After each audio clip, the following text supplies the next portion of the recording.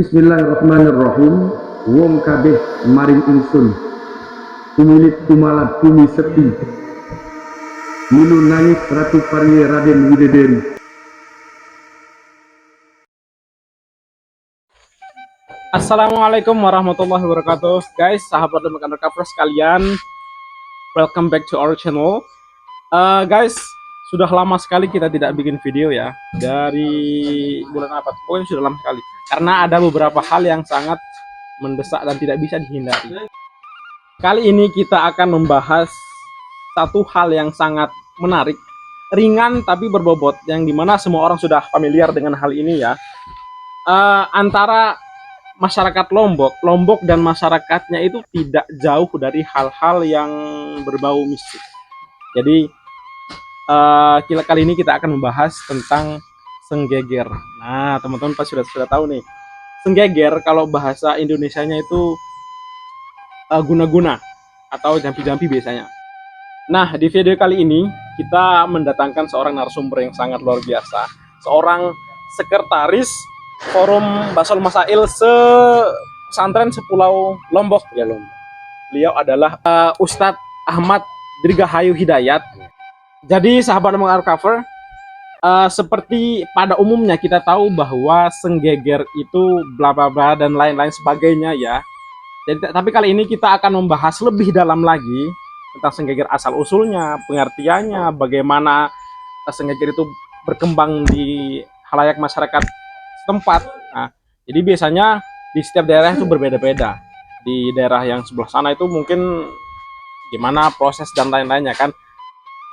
Jadi Pak Ustadz, seperti yang kita tahu bahwa Senggeger ini tidak umum, sangat tidak umum. Tapi semua orang sudah tahu Senggeger itu apa dan bagaimana cara kerjanya. Tapi sebagian masyarakat itu ada yang percaya dan ada yang tidak. Tapi sebagian lagi bahkan satu keluarga itu harus turun-temurun pengetahuan seperti itu tentang Senggeger. Itu harus diturunkan dari kakeknya, dari leluhurnya turun ke ayahnya, terus nanti akan diturunkan lagi ke anaknya. Nah, tapi bagi saya sendiri mungkin beda-beda ya. Saya sendiri sama Ustadz mungkin beda. Saya percaya sama yang namanya Senggeger atau guna-guna itu. Nah, jadi dari Ustadz, apa sih Senggeger itu? Pengertian dan pokoknya Ustadz sendiri jelaskan lah secara umum. Ya, sebelumnya terima kasih. Kita sudah disambut baik oleh Lombok Undercover. Ya. Nah, pertama-tama kita akan bicara apa itu Senggeger ya. Iya, Senggeger. Guna-guna. Sependek pengetahuan saya tentang apa itu Senggeger, dia diambil dari, ini masih kemungkinan semua ya, dia diambil dari kata ngeger. Ngeger. Ini masih bahasa Sasak. Bahasa Sasak. Entah itu digunakan di daerah bagian mana, di bagian Sasak, di bagian Lombok ini, yang jelas itu pernah digunakan berdasarkan kemungkinan yang ada dari nama Senggeger ini sendiri. Nah, ngeger ini sendiri itu persis seperti ngeget.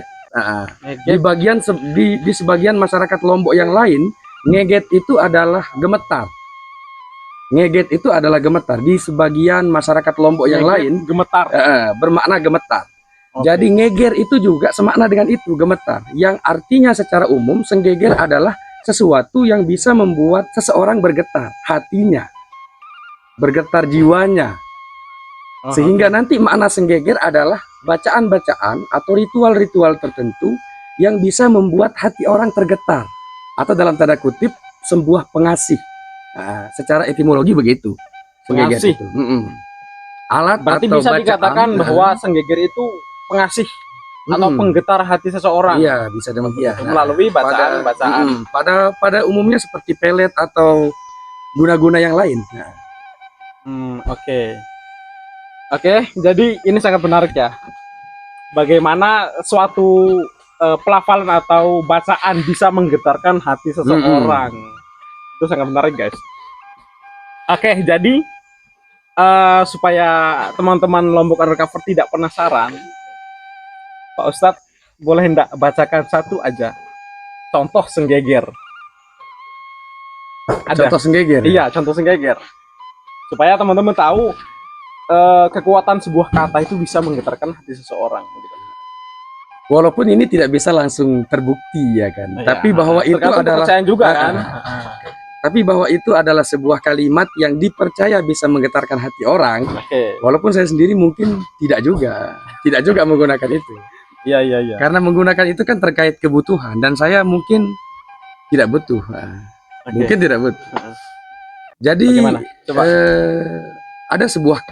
ada sebuah ijazah atau ada sebuah penurunan ilmu Oh iya. dari salah seorang sahabat atau guru kita di bagian Lombok Barat dulu. Ketika ngobrol-ngobrol dia mengucapkan sebuah senggeger yang pada akhirnya teringat di memori saya. Kalimatnya begini, dia menggunakan sebagian berbahasa Jawa atau juga sebagian berbahasa entah apa ya, ini mungkin bisa kita analisa bersama nanti. Jadi kalimatnya begini. Gabungan begitu ya? Ya, semacam gabungan begitu. Bentar, saya mau siap-siap mau dengar dulu. Siapa tahu nanti ingat kan? Iya. Gila. Diawali bismillah ya, terutama karena sudah masuk Islam di masa abad ke-16 itu. Jadi kalimatnya bismillahirrahmanirrahim. Wong kabeh maring ingsun. Kumilit kumalat kumi sepi. Milu nangis Ratu Parye Raden Widodari. Nah, kira-kira singkatnya begitu. Nah, kita tidak akan lanjutkan, itu hanya sepenggal saja agar tidak menimbulkan kesalahpahaman atau frasa-frasa tertentu. Kira-kira artinya apa ya? Wong kabeh. Itu bahasa Jawa ya kalau nggak salah. Kalau kita analisa sepertinya Jawa ya. Jadi barangkali kita bisa analisa bersama makna setiap katanya. Setiap kata dari yang kita baca tadi. Misalkan wong kabeh maring ingsun itu secara Jawa itu kira-kira maknanya apa itu? Wong Mungkin kabeh. Mas Aziz tahu sendiri ya gimana? Ya kalau pengetahuan saya wong itu orang ya. Oh, wong itu orang. Wong kabeh. Semua orang. Oh, semua orang. Maring ingsun. Maring ingsun. Ingsun itu kalau nggak salah bahasa Jawa Timur di bagian mana? Banyuwangi. Nah, ingsun itu saya atau saya. Itulah. Mungkin maring ingsun itu kepada saya gitu mungkin ya. Jadi menarik perhatian orang barangkali ya. Jadi semua orang terhadap saya begitu ya. Atau memandang saya. Masuk sih. Masuk.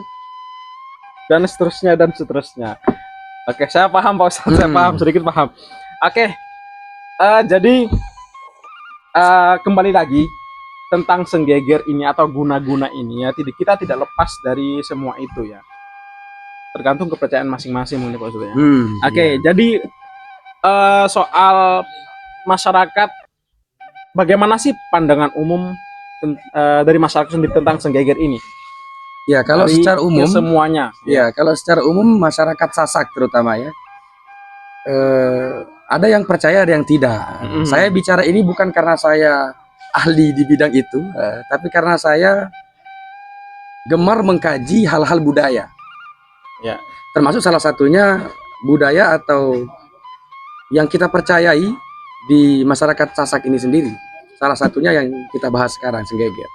Jadi secara umum masyarakat itu sepertinya terbagi jadi dua ya. Sepanjang kita berdiskusi, ngobrol-ngobrol bersama teman-teman yang lain, ada yang percaya bahkan sampai mengamalkannya, sampai turun-temurun seperti yang disampaikan tadi di pembukaan itu.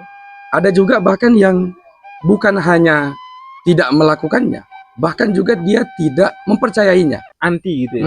Anti. Dia anggap itu sebagai khurafat, tahayul, mitos ya. Apalah sebuah kata yang bisa membuat orang jatuh cinta begitu kan. Jadi di kelompok kedua ini dia sama sekali tidak bisa mempercayai keberadaan senggeger ini. Apa mungkin itu karena berkembangnya zaman ya? Kalau orang-orang dulu mungkin ya lebih. Ya, bisa jadi karena kalau kita lihat teman-teman yang kurang mempercayai senggeger ini adalah teman-teman remaja akhir-akhir ini, Gen Z misalkan. Atau masa-masa sebelumnya yang sudah mulai mengenyam pendidikan baik secara umum maupun keislaman, atau apalagi yang sudah kuliah filsafat itu ya. Teman-teman yang begitu sudah anti mempercayai mitologi, anti sekali mempercayai hal-hal yang sifatnya khurafat. Tapi kalau kita lihat dari beberapa keterangan, senggeger atau pelet ya istilahnya, guna-guna di Lombok ini sudah sudah mulai sejak abad ke-16, bahkan yang sudah mulai sejak abad ke-16, yang berarti pra-Islam. Kalau kita lihat katanya buku atau katanya keterangan-keterangan baik di beberapa platform. Nah, jadi masyarakat Sasak di Lombok ini waktu itu barangkali dia masih berada dalam kepercayaan sebagai dinamisme atau animisme. Sehingga sebelum Islam muncul dia sudah ada. Tapi kalau kita lihat sejarah Islam tentang bacaan-bacaan yang bisa membuat hati orang tertaut atau hati orang terpikat, itu sudah sejak dulu ada. Baik Pak Ustadz, tapi saya masih heran sih sebenarnya ini. Bagaimana cara kerja Senggeger itu sendiri? Iya. Benar-benar sangat tidak masuk akal kalau menurut sebagian orang yang tidak percaya kan. Dari sebuah kata-kata yang mungkin tidak tahu artinya apa, bahkan orang yang melafalkan Senggeger atau guna-guna itu tidak paham apa artinya. Nah, kok bisa berefek sampai menggetarkan hati seseorang begitu? Bagaimana kira-kira cara kerjanya itu? Yang saya amati tentang cara kerjanya, selain juga ini bagian dari hasil diskusi atau hasil ngopi-ngopi kita ya di beberapa tempat. Jadi cara kerja Senggeger itu adalah basis dasarnya adalah keyakinan pelafalnya atau keyakinan orang yang mengucapkan, membacakan, meritualkan Senggeger itu sendiri. Sehingga dari keyakinan itu nanti kemudian menjadi satu sinyal yang dapat ditangkap juga oleh orang yang dibacakan. Nah, sama persis seperti ketika kita meyakini seandainya saya menyukai Anda atau seandainya saya menyukai seseorang, walaupun saya tidak menceritakan kepada orang tersebut seringkali bahwa saya mencintainya, seringkali kita bisa menangkap sinyal dari aliran pikiran yang saya sampaikan ke dia, walaupun saya tidak sampaikan. Persis juga seperti kebencian. Saya kalau benci pada Anda misalnya ya, kebencian saya seringkali dapat ditangkap oleh orang yang saya benci, walaupun tidak saya ceritakan. Mungkin nah itu yang disebut dengan aliran pikiran. Mungkin dengan satu gerak-gerik mungkin, tatapan sinis atau apa. Nah itu bagian dari bahasa alam atau bahasa tubuh yang secara naluri atau secara natural dia berjalan. Nah, mungkin seperti itu kalau cara kerjanya. Tapi secara umum kalau kita lihat di masyarakat Sasak ini sendiri, yang kita amati dan yang kita tanyakan, hasil kita bicara-bicara dengan para pelakunya ya, ada yang menggunakan media, membacakannya lewat media seperti rokok ya. Bisa itu ya, bisa, kalimatnya begitu. Kemudian bisa juga lewat pakaian, bahkan surban juga bisa. Lewat pakaian semacam itu. Nah, itu pelakunya yang harus kita tanya nanti ya. Saya nggak tahu begitu. Kemudian kita datangkan pelaku juga ya, bisa jadi, yang pernah punya pengalaman. Iya, bisa jadi begitu. Ada juga yang cukup dengan tatapan muka, tatapan wajah. Jadi di waktu ngobrol atau di waktu nyantai, dinner misalkan, dengan seorang yang kita sukai, dengan membaca itu, entah dalam hati atau komat kamit ya. Iya. Pak Dukun baca mantra. Oke. Jadi dia bisa dengan menatap muka orang yang dia suka. Nah dari sana Senggegernya tersalur. Nah, secara sederhana begitu. Bahkan ada yang dibaca tanpa kontak apapun, dia hanya membaca dalam keheningan kesendiriannya di tengah malam, dalam bentuk ritual, habis sholat hajat mungkin bisa jadi. Nah, jadi bisa jadi cara kerjanya demikian, proses kerjanya demikian. Tapi secara umum cara kerjanya adalah basisnya sebuah keyakinan, Mas. Jadi orang yang tidak yakin sama sekali tidak bisa ngefek hal-hal begitu itu. Bagaimana kalau begini? Saya sendiri percaya tentang Senggeger guna. Dan tapi orang yang mau saya senggegerkan, mau saya guna-guna, tidak percaya sama sekali. Atau mungkin dia punya keyakinan begini ya, ada hal itu, percaya mungkin, tapi dia punya benteng-benteng untuk menjaga dirinya sendiri, seperti bacaan-bacaan juga. Tadi katanya kan Senggeger itu pengasih ya, ngasih-ngasih. Tapi mungkin dia punya benteng sendiri, bagaimana kira-kira Ustaz? Bisa enggak gitu? Kalau yang pertama, kita sebagai pelafal Senggeger atau pengguna Senggeger itu meyakini utuh bahwa Senggegernya itu bisa, ya, meyakini bahwa Senggeger itu ada. Sementara orang yang mau dia Senggeger itu tidak yakin sama sekali tentang Iya. Senggeger, itu tidak ngefek terhadap tidak bisanya Senggeger itu. Yang penting pelafalnya ini yakin, pembacanya yakin, orang yang dibacakan yakin atau tidak, itu tidak ngefek terhadap kegagalan Senggeger. Berarti tergantung orang yang Tergantung orang yang baca. baca. Itu yang pertama. Kalau yang Oh. tadi, kalau yang kedua, urusan apakah dia punya benteng sendiri, dia baca Rotibul Haddad misalkan ya, dia baca hizib-hizib yang lain, nah itu lain lagi urusannya ya kan. Itu Oke. hanya tentang di luar kendali manusia semuanya, hanya dalam kendali Allah Subhanahu wa taala. Oke, mantap. Satu lagi. Bisa enggak Senggeger itu diwakilkan? Nih, saya enggak bisa Senggeger nih. Dibacakan Saya orang suka lain. sama cewek. Hmm. Dan saya minta tolong sama Pak Ustadz. Hmm. Pak Ustadz tolong dong. Saya jatuh bacakan cinta sama Senggeger orang. yang tadi gitu ya. Bisa enggak? Bisa enggak begitu?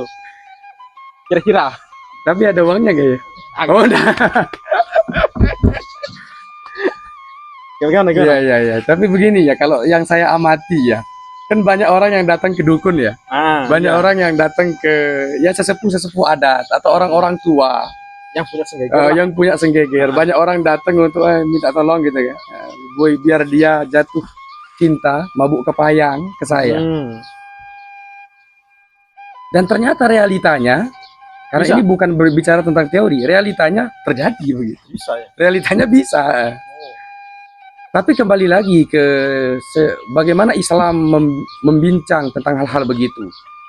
Jika kita meyakini bahwa kita datang ke dukun atau datang ke orang-orang tertentu, bahwa dialah sang pelaku dan dialah yang membuatnya bisa, maka nanti Islam akan berbicara sedikit ekstrim tentang orang-orang begitu. Dia akan masuk dalam golongan kemusyrikan. Syirik berarti Persis ya. seperti orang-orang yang menggunakan sihir atau datang ke dukun untuk membuat orang lain tersakiti, membuat orang lain terzalimi. Ya. Walaupun Mm-mm. tadi saya dengar kan ini ada awalnya Bismillahirrahmanirrahim, Mm-mm. Ya walaupun itu. syahadat, Mm-mm. terus nanti Walaupun biasanya dalam bacaan-bacaan itu ada Bismillahirrahmanirrahimnya dari si pemangku Senggeger, tapi kita yang hadir ke sana meyakini bahwa itu terjadi bukan karena Allah atau itu terjadi bukan oleh izin Allah melainkan oleh ucapan dia. walaupun ada Mm-mm. lafaz Walaupun ada Bismillah, lafaz Bismillah atau berkat ada, la ilaha illallah Hmm. Muhammad Rasulullah. karena bukan tentang dia yang baca kan, tapi tentang kita yang meyakini, yang datang ke sana dan meyakini dia. Gitu. Oke, masuk. Jadi ke sana arahnya. Karena semua yang terjadi di alam semesta ini, baik itu zohiron wa batinan ya kan, baik itu yang tampak secara kasat mata maupun yang abstrak, semua itu dalam kendali Allah Subhanahu wa taala ya kan. Semua itu Ya. dalam izin Allah Subhanahu wa taala. Sehingga katanya Al-Qur'an itu menarik sekali, wa ma hum bidorrina bihi min ahadin illa biidznillah ya kan. Tidak ada satupun yang bisa membuat orang celaka, dan ini bisa juga kita analogikan dengan membuat orang jatuh cinta Bismillah. kecuali dengan izin Allah. Oke. Semua berjalan dengan ya izin Allah. Iya Pak Ustadz. Ini kan Senggeger. Umumnya kebanyakan orang yang menggunakannya itu tanpa pengetahuan yang apa ya? Mendalam. Mendalam. Mm. Ya cukup dengan kata-kata langsung bisa tanpa izin Allah seperti katanya tadi. Nah, kira-kira ada nggak pendapat ulama yang membolehkan ini gitu loh? Iya. Atau Begitu. pendapat ulama tentang Iya. Senggeger lah gitu Tentang ya. Senggeger lah. Tentang kalimat-kalimat yang bisa membuat orang jatuh cinta ya. Ah, tapi boleh begitu. Jadi seorang ulama Ibnu Qayyim Al-Jauziyah, dia pernah menulis sebuah kalimat begini ya. Al-mahabbatu allati tansha'u minad du'a'is sholih wa taqarrub ilallah masyru'atun gitu. Bahwa mahabbah atau cinta yang muncul dari doa atau yang muncul dari ucapan-ucapan, pelafalan-pelafalan atau mantra-mantra kalau dalam tradisi kita, yang itu murni sebuah ungkapan doa pemanjatan, pemohonan kepada Allah agar dia jatuh cinta atau agar orang lain jatuh cinta kepadanya. Itu masyru'atun katanya. Masyru'atun itu maknanya itu legalitas syariat. Jadi itu boleh. Boleh. Tapi kalau mahabbah atau kalau rasa cinta itu munculnya dari minta tolong lewat selain Allah. Misalkan anggap saja lewat jin ya, lewat jin atau lewat media-media abstrak lainnya selain Allah, itu katanya muharramatun. Jadi mahabbah atau rasa cinta atau ungkapan-ungkapan cinta yang dilafalkan tadi itu muharramah. Itu yang tidak boleh. Jadi kalau kita datang ke dukun atau kalau kita membaca sendiri dan berharap ada jin Mahdi misalkan. Jin Mahdi. Jin Mahdi. Ada jin namanya Mahdi. Sebut saja begitu. Wah, contoh. Jin Mahdi, dia akan datang mengirimkan rasa cinta kepada orang tadi yang dia tuju. Nah, itu kemudian menjadi muharramah dalam pandangan Ibnul Qayyim Al-Jauziyah. Berbeda kalau orang pembaca atau pelafal senggeger yang dia murni meminta kepada Allah, ya Allah, saya atau ya Allah, engkau telah memberi saya rasa cinta kepada orang bernama si A, maka tolong beri juga dia rasa cinta kepada saya sebagaimana engkau berikan kepada saya cinta kepada dia, gitu kan. Sehingga nanti agar cintanya tidak bertepuk sebelah tangan, ya begitu. Jadi masih mending cinta bertepuk sebelah tangan. Orang yang lebih parah lagi, lebih parah lagi tidak bertepuk sama sekali. Sama sekali. Iya itu. Jadi Pak Ustadz, yang saya simpulkan itu berarti berdasarkan keyakinan masing-masing. Iya. Keyakinan masing-masing.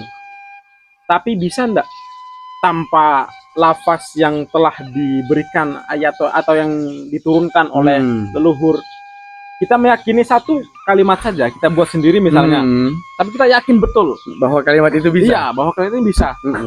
Bisa enggak kira-kira? Bisa. Karena basic senggeget itu adalah keyakinan, maka lafaz itu hanya sebagai pengantar, hanya sebagai media. Jadi orang yang berada dalam keyakinan yang luar biasa, keyakinan yang bulat utuh, maka lafal apapun dia bisa jadikan sebagai media. Dia buat-buat sendiri pun bisa. Dan saya sering menggunakan itu. Bisa? Bisa. Berarti... Yang penting keyakinan. Keyakinan kepada Allah terutama ya. Keyakinan kepada Allah secara terutama. Jadi kita memohon kepada Allah, bahkan lewat bahasa apapun, lewat istilah, lewat lafaz apapun yang kita buat sendiri, tapi tujuan kita ke Allahnya. Kita mohonnya ke Allah, jadi dia. Oke Pak Ustadz, jadi ya sejauh pembahasan tadi tentang senggeger ya, katanya tadi banyak masyarakat yang percaya dan banyak juga masyarakat yang tidak percaya. Mungkin ya orang-orang zaman sekarang, Gen Z tadi, mereka lebih mengandalkan cuan. Effort, cuan, dirayu, di miss call terus, atau mungkin dikasih uang dan lain-lain secara terus-menerus, mungkin bisa. Nah, beda dengan senggeger ya. Ada cara klasik dan ada cara modern. Nah, begitu.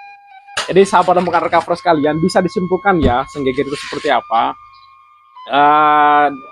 Memang di kalangan masyarakat itu sudah tidak asing lagi senggeger itu. Jadi sahabat lembuk undercover sekalian, pembahasan tentang senggeger tadi itu sangat luar biasa ya, sangat mendalam. Yang mana kita tahu sendiri bahwa masyarakat kita itu tidak lepas dari senggeger itu sendiri. Ada yang percaya, ada yang tidak, ada yang sangat betul-betul meyakini dan lain sebagainya. Nah, teman-teman sekalian,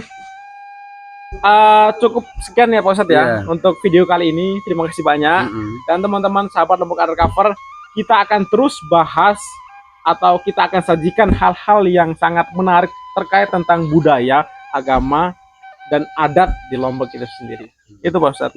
Oke. Terima kasih. Jangan lupa like, comment, and subscribe. Kalau bukan kalian, siapa lagi? Dan kalau bukan sekarang, kapan lagi? Oke, thank you. Assalamualaikum warahmatullahi wabarakatuh. Terima kasih Pak Ustadz.